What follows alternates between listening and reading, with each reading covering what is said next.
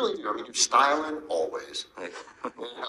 Do you pick all this out, or does somebody pick it out for you? I mean, I just, yeah, there's just sort of, I got a friend of mine who goes and buys all this. She's got incredible taste, and she goes and buys all this stuff and sort of knows my take on things. And yeah, and then we just sort of snatch it out of the closet, you know. Yeah, you got a good eye, though.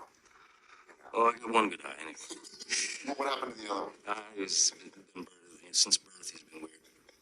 Now, I did some reading, and I'm going to talk to you a lot about the movie, but I did some reading, and there's some things that I didn't know about Johnny Depp, and I thought it'd be fun to sort of start this. Clue me in. That way. Well, I'm not sure I know that. Well, I think you probably do. Is it true that you have a nickname, Mr. Stench? Oh, okay, Mr. Stench. Mr. Stench was a name that I used to, it was an alias that I stayed under in hotels. And the gig was that any time you could come up with an interesting name, to stay, in terms of an alias to stay under, you try to think of these things and make them as weird as possible, just because it was really fun.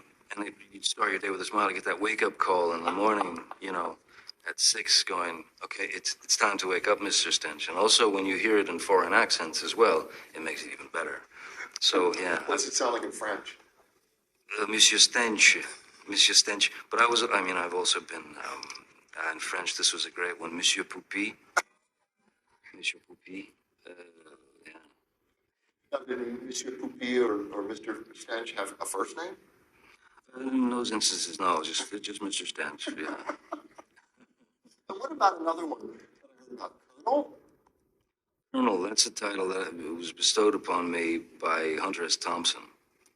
Yeah, Hunter, we were both born and raised mostly in Kentucky. He was born in Louisville, I was born in Owensboro, and he promised me at one point, he said, I'm going to make you a Kentucky colonel. Which apparently is not a difficult thing to do, but he did it. And from that point on, he always addressed me as Colonel Depp. Has this stuck with anybody else, or just with Hunter? Oh yeah, no, with his gang. I mean, with all the people that we used to hang around together. I mean, I still get these, kind of calls and go, Colonel, we have to do this and we have to do that. So yeah, Colonel just kind of stuck. And something I learned today from your director, Rob Marshall, that you are one heck of a dancer. I'm just saying. He just says that to try to make me feel good. No, he said that you were going to say, oh, no, he's just giving me a compliment. But he said that you really are a good dancer. I find that really, really right up next to impossible to believe. Because, I fear dancing. You fear it? I actually fear it. Why? Because, it's one of those things, I can appreciate it from a distance and the expression of it and all that, but, and the form, but I fear it because it's so odd, the idea of it.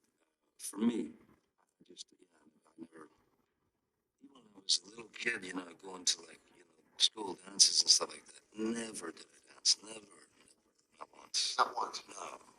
You dance in this film, Penelope. Yeah. A little dance. Yeah, I was, sort of forced to. There was really, and also it was Penelope, so we had a good laugh for sure. But and Rob and John were terrific in terms of the choreography because at the very least it was a sort of drunken dance. That's true. Choreographing those action scenes is a lot like dance. So you were definitely very, very good at that. So is that mostly you? Those action scenes? Oh yeah, it's the sword fighting and all that stuff is the majority of it is all of us. It's the actors, and certainly there are some bits that they use the stunt doubles and then they plug you in somewhere along the line, but it's too much to learn. But tough to do though. It is tough to do, but I like it. I've always enjoyed it. I love fencing, and so getting in there to do that is really wonderful. But also when you got someone like Penelope, who also she does have a background in dance, and she came in and just, especially belly and stuff. She was unbelievable. What a trooper. Well, let's talk about that belly, because she, from what I understand, was really offering to back out of the film when she found out that she was pregnant. Yeah, But apparently it was a 5-second conversation and everybody said, no, we're going to make this work. definitely. Were you thrilled that she stayed on? Of course. I mean, Were you worried though with her being pregnant?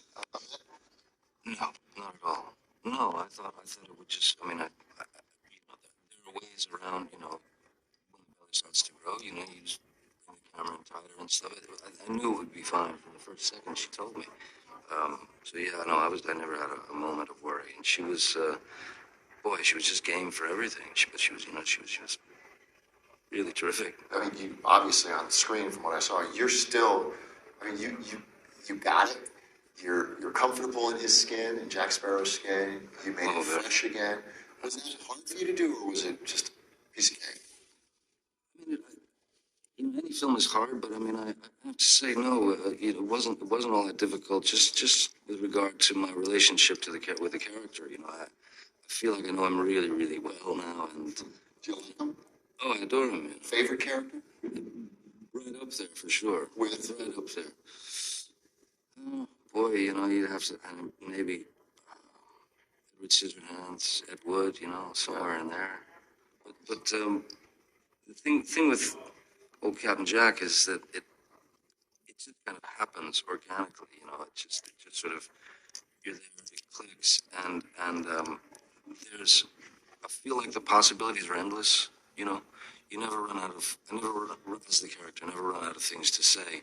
I never run out of bits of absurdity or irreverence that I can get myself into, and it's sort of a wonderful kind of never-ending, you know, circle. It's a gas. Your kids must love the fact that you're part of the Pirates of the Caribbean. I mean, do they think you're the coolest dad? Well, I hope they do.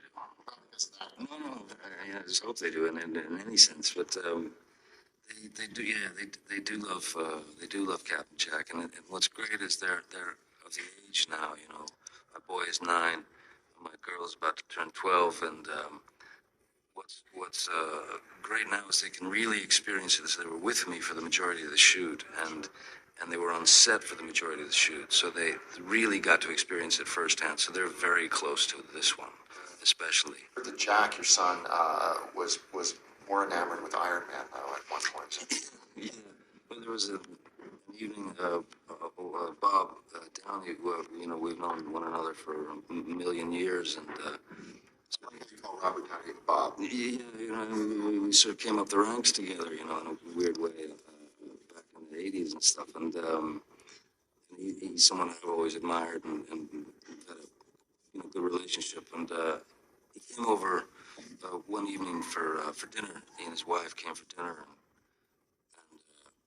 And my son was just like, you know, sitting, he couldn't believe that he was sitting next to Iron Man. You know, so I saw Captain Jack leave my son's eyes. You know, and Iron Man was the ticket.